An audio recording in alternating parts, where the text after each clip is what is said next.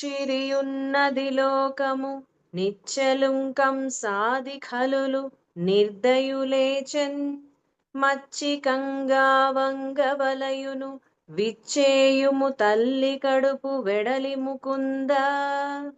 ఓ ముకుంద, దయలేని దుర్మార్గులు కంసాదులు విజృంభించి ఎల్లప్పుడూ బాధించడం వల్ల లోకం దుఃఖంలో మునిగి ఉంది. ప్రీతితో దాన్ని కాపాడాల్సిన అవసరం ఉంది.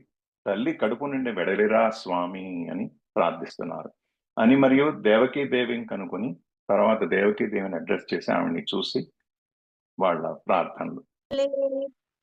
నీ ఉదరంబులోనన్ ప్రధాన పురుషుడున్నవాడు వెళ్ళి పుట్టెడి కంసుచే భయమింతలేదు నిజంబు మాకెల్ల వారికి భద్రమయ్యడు. ఇంక నీ కడుపెప్పుడు చల్లగావలే యాదవావళి సంతసంబును బొందంగన్. అమ్మా దేవి, నీ గర్భంలో ఆది పురుషుడైన శ్రీ మహావిష్ణువు ఉన్నాడు. ఈ దేవకిని అడ్రస్ చేసి వీళ్ళు చెప్తున్నారు. ఆది పురుషుడైన నీ గర్భంలో మహావిష్ణువు ఉన్నాడు, రేపు జన్మిస్తాడు. కంసుని వల్ల ఏమాత్రం భయం లేదు. ఇది నిజం. ఇక ముందు మా అందరికీ శుభం కలుగుతుంది. యాదవులంతా సంతోషంతో పొంగిపోగా ఎల్లప్పుడూ నీ కడుపు చల్లగా ఉండాలి, నువ్వు సుఖంగా ప్రసవించాలి తల్లి అని వాళ్ళు ప్రార్థిస్తున్నారు దేవకి అని. ఇవ్విధంబున హరిం పొగడి దేవిని దీవించి దేవతలు ఈశాన బ్రహ్మల మున్నడుకొని చనిది. అంటే ఆ విధంగా దేవతలు విష్ణుమూర్తిని స్తుతించి దేవిని దీవించి శివుడు బ్రహ్మ ముందు నడవగా తమ స్థానాలకు వెళ్ళారు. ఇప్పుడు జరగబోయేది కృష్ణావతార ఘట్టము. ఈ వచ్చే 2-3 పద్యాలు చాలా ముఖ్యమైనవి. కొంచెం శ్రద్ధగా పాడిన వాళ్ళు వినిన వాళ్ళు కూడా అటెన్షన్ పే చేస్తే దానికి వివరణ చెప్తాం. పంకజముఖి నీళ్ళాడను సంకటపడ కలుల మానసంబుల నెల్లన్ సంకటము తోచె మెల్లన సంకటములు లేమి తోచె సత్పురుషులకు. దేవకీదేవి ప్రసన్న వేదన పడుతుండగా దుర్జనుల మనసులో బాధ కలగడం, సజ్జనులలో బాధ తొలగడం అగుపించింది. అంటే చెడ్డవాళ్ళ మనసుల్లో బాధ కలుగుతుంది. అయ్యో కృష్ణుడు వస్తాడు, మమ్మల్ని ఏం చేస్తున్నాడు అని భయపడతారు. సజ్జనులు మంచివాళ్ళు ఆయన్ని ఆహ్వానిస్తారు.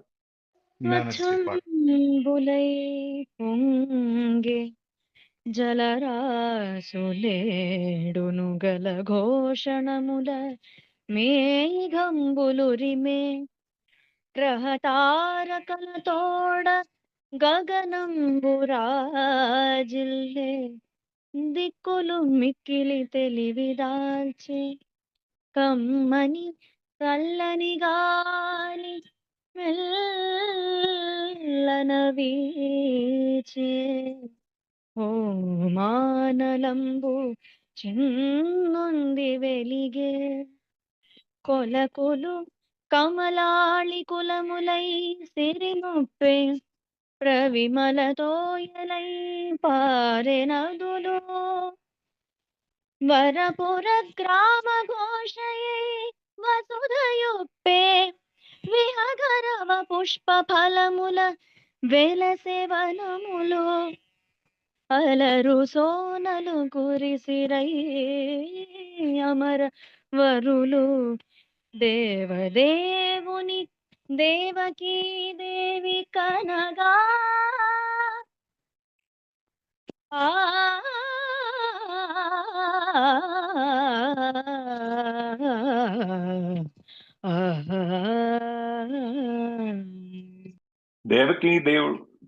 దేవకీదేవికి దేవదేవుడైన శ్రీకృష్ణుని ప్రసవించగానే అంటే టోటల్ అట్మాస్ఫియర్ లో చాలా చేంజ్ గురించి చెప్తున్నారు. సప్త సముద్రాలు స్వచ్ఛ జలాలతో ఉప్పొంగాయి, మేఘాలు మనోహర ధ్వనులతో గర్జించాయి, ఆకాశం గ్రహాలతో నక్షత్రాలతో ప్రకాశించింది, దిక్కులు మిక్కిలి కాంతితో వెలిగాయి, చల్లని గాలి కమ్మని వాసనలతో అల్లని వీచింది, హోమాగ్నులు చూడముచ్చటగా వెలిగాయి, కొలనులు తామరలతో తుమ్మెదలతో శోభాయమానంగా కళకళలాడాయి, నదులు మిక్కిలి నిర్మలమైన నీటితో ప్రవహించాయి. భూమి శ్రేష్టాలైన నగరాలతో, పల్లెలతో, ఆలమందల ఊళ్ళతో అలలారింది. అడవులు, ఉద్యానవనాలు, పక్షులు కిలకిలారావాలతో, పూలతో, పండ్లతో శోభిల్లాయి. దేవతా శ్రేష్ఠులందరూ పూనవాలను కురిపించారు. దుష్టులను శిక్షించడానికి, శిష్టులను రక్షించడానికి, భూభారం తగ్గించడానికి పరమాత్మ అవతరించంగానే ప్రకృతి మొత్తం ఆనందంతో ఉప్పొంగింది. ఆడిరి గంధర్వోత్తములు, ఆడిరి రంభాది కాంతలు, ఆనందమునంగూడిరి సిద్ధులు, భయముల వీడిరి చారణులు, మొరసె వేల్పుల ఖేరుల్. ఇప్పుడు ప్రపంచం అంతా సెలబ్రేట్ చేస్తుంది అనమాట కృష్ణుని జన్మం. మనం ఇప్పుడు ఎలాగైతే కూర్చొని ఆయన్ని ప్రార్థిస్తున్నామో ఇది ఒక సెలబ్రేషన్. గంధర్వ శ్రేష్ఠులు ఆనందంతో గానం చేశారు.